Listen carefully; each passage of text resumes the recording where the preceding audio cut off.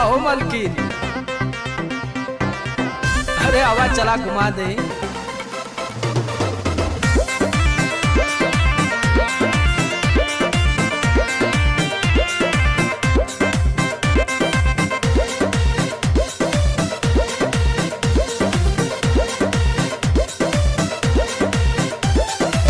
चलो ना जानू आज पटना घुमा दूं। अच्छा? चल के बजरिया में शॉपिंग करा दूं।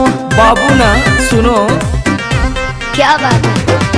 चलो ना जानू आज पटना घुमा दूं।